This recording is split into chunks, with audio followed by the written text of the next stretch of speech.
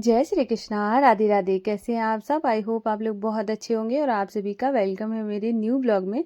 तो आज का ब्लॉग स्टार्ट हो रहा है सुबह से। घर का झाड़ू पोछा सारा कुछ काम मैंने कर दिया था। उसके बाद है ना फिर मैंने नहा कर आ गई थी। तो मैं उससे पहले नहाने के बाद है ना मैं तैयार होने से पहले मैंने माधु वसु को जगा दिया है और उसके बाद पानी भी मैंने भर दिया है। अब मैं थोड़ा सा तैयार हो जाऊँगी, बालों को कॉम्ब वगैरह करूँगी, क्योंकि अगर आप सुबह सुबह तैयार हो जाते हैं उसके बाद काम करते हैं तो काम करने में मज़ा भी आता है और आप अपने अपने आप को बुरे भी नहीं लगते हो कि मैं कैसा लग रहा हूँ। एकदम से ऐसे ही आप अचानक से है ना जल्दी जल्दी करके है ना काम करना स्टार्ट करते हो, बिल्कुल भी तैयार नहीं होते तो ऐसा लगता है कि नहाया ही नहीं है। वहीं पे अगर आप थोड़ा सा तैयार हो जाते हो तो आपको लगता है कि हाँ मैं बहुत अच्छा दिख रहा हूँ या दिख रही हूँ, तो ऐसे अच्छा होता है, काम करने में मज़ा आता है। तो अभी मैं यहाँ पे बालों को कॉम्ब कर लूँगी और आज मुझे थोड़े से काम को ना अलग तरीके से एडजस्ट करना है। ये आप अगर परिवार में रहते हो तो ये सब आपको करना होता ही है, चाहे कोई भी हाउसवाइफ हो, क्योंकि है ना ये चीज़ आती ही है। क्योंकि है ना आपको मैनेज करना तो आना ही चाहिए। अगर आपको नहीं आता है तो आपको चिड़चिड़ापन तो आएगा ही। तो आज जैसे कि मेरे पापा को ना बाहर जाना था तो मैंने सोचा ना कि फटाफट से नहा लेती हूँ। नहाने के बाद है ना फिर मुझे ना किचन में बिना नहाए जाना बिल्कुल पसंद नहीं आता है। एक अजीब सी बेचैनी होने लगती है। और आजकल मैं 2 दिन से इतना ज़्यादा परेशान थी, तो अब जाके थोड़ा सा अच्छा रिलैक्स मिला है। मैं क्या बताऊँ, मैं पता है मेरी एक आदत है कि मुझे अगर अंदर से कोई प्रॉब्लम भी हो रही हो तब भी मैं मुस्कुराती रहती हूँ। पता नहीं मेरी ये चीज़ पता है, कभी कभार मुझे लगती है शायद ये चीज़ अच्छी नहीं है। कभी कभी लगता है कि नहीं दूसरों को बता के कोई फ़ायदा नहीं है, तो इस वजह से जो है बना रहने दो। तो मैं 2 दिन से इतना ज़्यादा मेरा मूड ख़राब था, तो मैं बार बार उसी के बारे में बात करी थी। मम्मी मम्मी को मैं ज़्यादातर सारी बातें बता देती हूँ। मम्मी को बता देती हूँ, दीदी को बता देती हूँ, और हस्बैंड को मुझे बताने का टाइम नहीं मिला, मैं मतलब बता ही देती हूँ कि ऐसे कोई प्रॉब्लम है। तो प्रॉब्लम जो थी मैं अभी आपके साथ शेयर करूँगी। तो यहाँ पर है ना कि जैसे मैंने माधवाशु को स्नान करा के सुंदर सी पोशाक धारण करवा दी थी। उसके बाद उनका श्रृंगार कर दूँगी, इत्र लगा दूँगी। तो आज मैंने नया इत्र लगाया था, जो बेला का था, बेला जो फूल होता है ना उसका था। तो मैंने आज लगाया उनको अच्छे से, बहुत अच्छी खुशबू आ रही थी। तो अभी मैं माधवाशु को तैयार कर दूँगी। और आज है एकादशी, तो एकादशी की आप सभी को बहुत बहुत शुभकामनाएं। मैं व्रत तो नहीं रखती हूँ, लेकिन एकादशी में जैसे चावल नहीं बनाना, ये सारी चीज़ों को, हेयर वॉश ना करना, ये सब मैं बहुत अच्छे से फॉलो करती हूँ। तो माधु अशु इतने प्यारे लग रहे थे, फिर मैंने उनको नज़र उतारी। हमारा लला इतना है ही सुंदर, तो वो तो प्यारा लगेगा ही।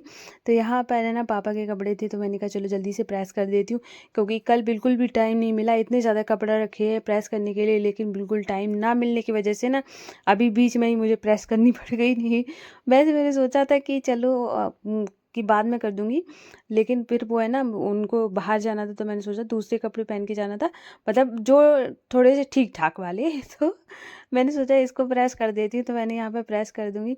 अब मैं आ जाती हूँ कमेंट पे, और यहाँ पर है ना हमारे एक भाई है मृत्युंजय शर्मा करके, उनका कमेंट आया था। तो भाई आपका कमेंट देख के जो मुझे इतना ज़्यादा दुख हुआ है कि मैं क्या बताऊँ। मेरी एक बहुत बुरी आदत है, अगर मुझे ना किसी चीज़ का अगर जैसे ज़्यादा दुख हो जाए तो मुझे हंसी बहुत आती है और नींद बहुत आती है। मतलब ये चीज़ें कितनी बुरी चीज़ है।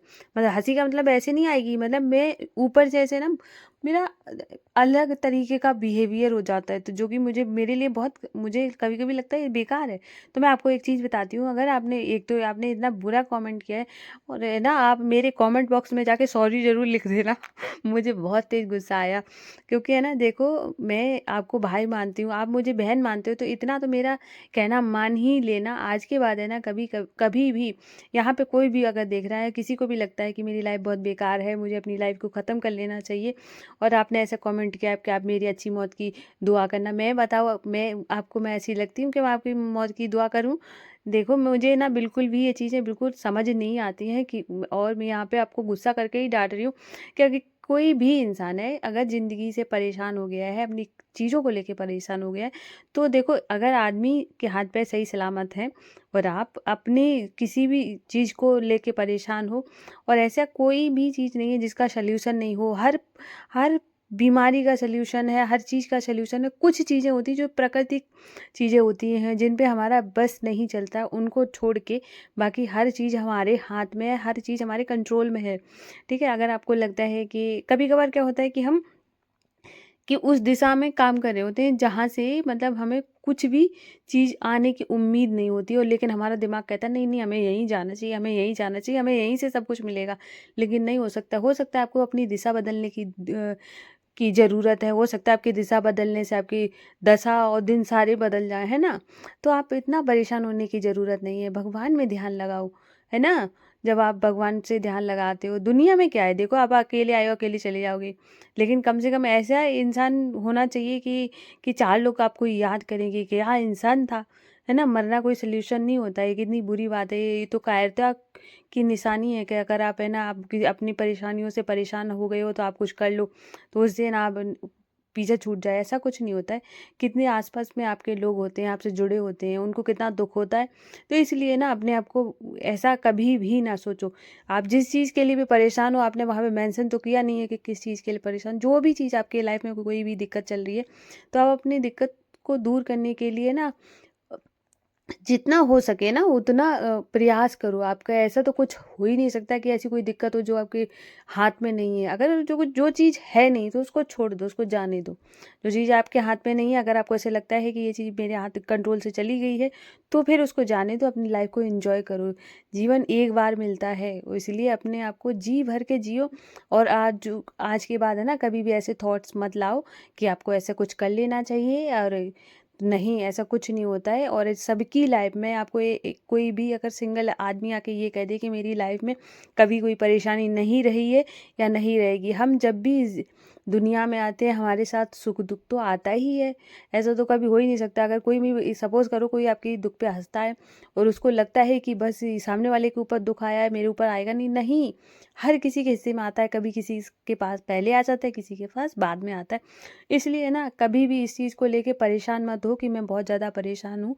आँख उठा के देखोगे ना तो आपके आसपास है ना इतने ज़्यादा लोग परेशान दिखेंगे कि है ना, आपको ऐसे लगेगा कि मैं तो बहुत बढ़िया हूँ, कि मतलब मैं उन लोगों से कितना अच्छा हूँ। क्योंकि देखो, जब तक हम सामने वाले के सुख देखते हैं तब तक हमें दुख होता है। जब हम अपने से नीचे वालों के पास है ना दुख देखते हैं, अपने आसपास में देखेंगे कि यार ये इंसान परेशान है, तो फिर लगता है ना कि हम तो बहुत बढ़िया हैं। इसलिए ना कभी भी है ना ऐसा दिमाग में लाना ही मत। कोई भी इंसान किसी को भी नहीं लाना चाहिए कि मुझे अपनी लाइफ ख़त्म कर देनी चाहिए। लाइफ ख़त्म करने से अच्छा लाइफ को बेहतर बनाओ, कि कैसे बनाई जाए, मुझे मेरी लाइफ बेहतर हो, मैं किस तरीके से अपनी लाइफ को ऐसा बनाऊं कि जिससे है ना मैं तो खुश होऊं, मेरे साथ साथ और लोग भी खुश हो जाएं कि क्या ज़िंदगी हो तो इसके जैसी, ऐसे, है ना। खुश रहो, खुश रहना बहुत ज़्यादा ज़रूरी है ना। किसी के लिए भी कभी भी ना तो बदलने की ज़रूरत है, देखो, लेकिन बदलाव अगर अच्छा है तो बदलो, लेकिन अगर बदलाव अच्छा नहीं है तो बिल्कुल बदलने की ज़रूरत नहीं है। अपना एक होता है ना कि एक गोल चुनो, कि आज से ना आपका एक गोल होना चाहिए कि मुझे अपनी लाइफ को बेहतर बनाना है, मैं अपना एक बेस्ट वर्जन तैयार करूँगा। ऐसे करके जियो ज़िंदगी को, है ना, ऐसे बोझ समझ के नहीं जीना चाहिए। ऐसा कभी अगर आपको को लगता है कि दीदी की लाइफ में तो हमेशा खुशी है या हमेशा रही है, नहीं होता, किसी की ज़िंदगी में नहीं होता है ना। तो इसलिए खुश रहने की कोशिश करो, ज़्यादा से दिमाग फालतू चीज़ों में नहीं लगाना है। भगवान पे लगाओ या कुछ अच्छा सीखने पे लगाओ, जिससे कि ना आगे बढ़ोगे, है ना। वहीं पे रुक जाने से बेहतर है ना कुछ आगे बढ़ के कुछ अच्छा करके दिखाओ। और दूसरा कमेंट है मेरी एक सखी का, तो उनका कमेंट था कि मुझे थायराइड हो गया है और उसकी वजह से ना उनकी हेयर फॉल बहुत ज़्यादा हो रहा है, और क्या करें, किस तरीके से इससे ना मतलब थोड़ा सा रिलीफ मिले थायराइड से। तो मैं आपको एक चीज़ बताती हूँ कि थायराइड एक ऐसी बीमारी है जिसका इलाज कराना ही पड़ता है, उसके लिए आपको डॉक्टर के पास जाना ही पड़ेगा। लेकिन हाँ, कुछ प्रिकॉशंस होते हैं जो कि आप घर बैठे भी ले सकते हो।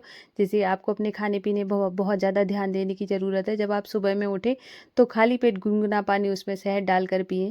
नींबू पानी का ज़्यादा से ज़्यादा यूज़ करें। दूसरी बात है ना, जैसे कि दाल, दिन में एक बार आपको दाल खानी ही चाहिए। सोया हो गया, सोया चंक्स वगैरह हो गया, ये सारी चीज़ें आपको लेने हैं। राजमा वगैरह लेना है।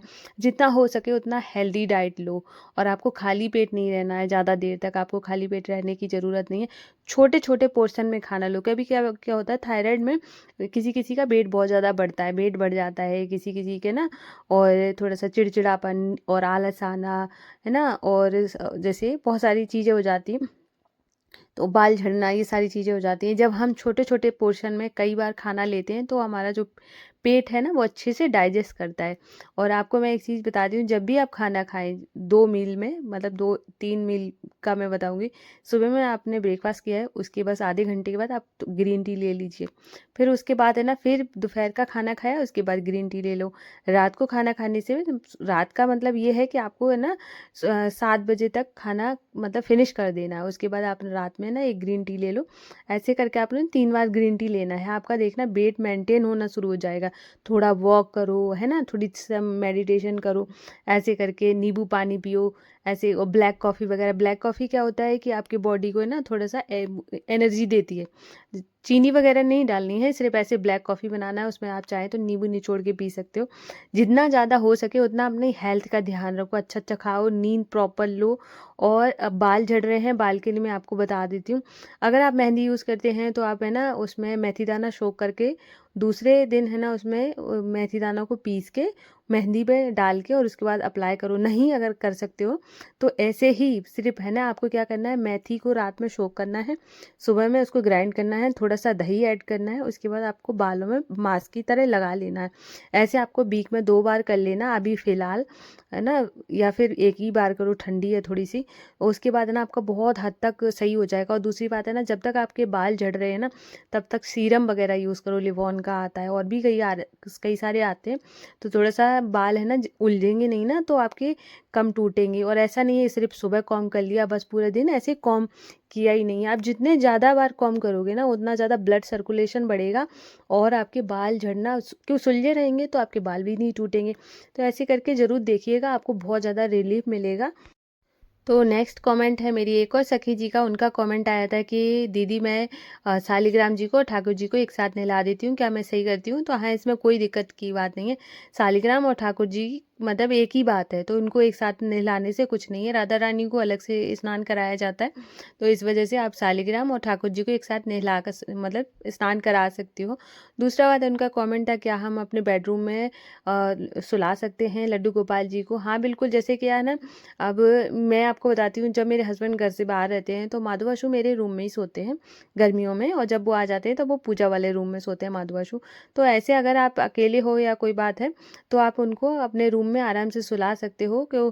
और अगर जैसे नहीं आपको लगता है कि, तो फिर आप है ना उनको पूजा रूम में ही सोने दें। तो ऐसे करके आप भी सुला सकते हो। गर्मियों के टाइम में मेरे तो ज़्यादातर है ना माधवाशु मेरे रूम में ही सोते हैं। और यहाँ पर और किसी का भी क्वेश्चन रह गया हो तो प्लीज़ पूछिएगा, मैं नेक्स्ट ब्लॉग में उसका आंसर ले लूँगी। मतलब उसका कुछ जो है ना मतलब उसका जो प्रॉब्लम होगी मैं उसको मतलब सॉल्व करने की कोशिश करूँगी। देखो मैं यहाँ पे आपको एक चीज़ और क्लियर कर देती हूँ कि मेरी किसी भी बात से अगर आपको दुःख पहुँचे, किसी को भी लगे कि हाँ मैंने कुछ गलत बताया है या उसको कोई मतलब बुरा लगा है, तो उसके लिए मैं आपको सॉरी बोल दूँगी। लेकिन मैं जो भी चीज़ें आपको बताती हूँ तो मैं अपना समझ कर ही बताती हूँ। मुझे ऐसे लगता है कि मेरे भाई-बहन हैं जो कि मेरा ब्लॉग देखते हैं, मैं चाहती हूँ कि कभी भी कोई भी प्रॉब्लम ना आए। देखो मेरा कोई आपके साथ खून का रिश्ता नहीं है, लेकिन हाँ, जो होता है ना कि मैंने आपको जैसे आपने मुझे देखते हो, मैं आपको जैसे अब जैसे कि मैं क्या बताऊँ, जैसे भाई का मैंने प्रॉब्लम देखा तो मुझे बहुत ज़्यादा दुःख हुआ, है ना? तो कभी-कभार क्या होता है कि बेशक रिश्ता खून का ना हो, लेकिन अगर आप दूर से भी अगर आप किसी को ना भाई-बहन मान लेते हो, तो आपको वही सारी चीज़ें है ना उनके लिए फ़िक्र होने लगती है। तो मैं इसी वजह से ये सारी चीज़ें बताती हूँ, इसलिए कभी माइंड मत करना। अगर कुछ भी लगे ना कि दीदी ने ये चीज़ें गलत बताई हैं, दीदी ने ऐसे बोला है, तो आप बिल्कुल बेफ़िक्र होके कभी भी मुझे कमेंट कर सकते हो, कोई भी हो या कर सकती हो। कभी भी ये सोचने की ज़रूरत नहीं है कि दीदी को बुरा लग जाए। दीदी को लगेगा तो लगता रहे, लेकिन आपका खुश रहना बहुत ज़्यादा ज़रूरी है, आपका अच्छा रहना बहुत ज़्यादा ज़रूरी है। इसलिए आप कुछ भी कमेंट करके पूछ सकते हो, कुछ भी बता सकते हो या मुझे भी बता सकते हो कि आपने गलत बोला था। तो ऐसे करके मैं सारी चीज़ें आपकी सुनूँगी क्योंकि मैं आपकी बहन हूँ। तो अब मैं यहाँ पर है ना, मैंने शाम का टाइम हो गया, माधो अशु को यहाँ पे भोग लगा दिया है। और आप लोग बताना कि आपको आज का ब्लॉग कैसा लगा है। अगर पसंद आया हो तो प्लीज़ वीडियो को लाइक कर देना, और अगर आप लोग न्यू हैं तो चैनल को ज़रूर सब्सक्राइब करिएगा। और मैं मिलती हूँ कल आपको न्यू ब्लॉग में। राधे राधे, जय श्री कृष्णा।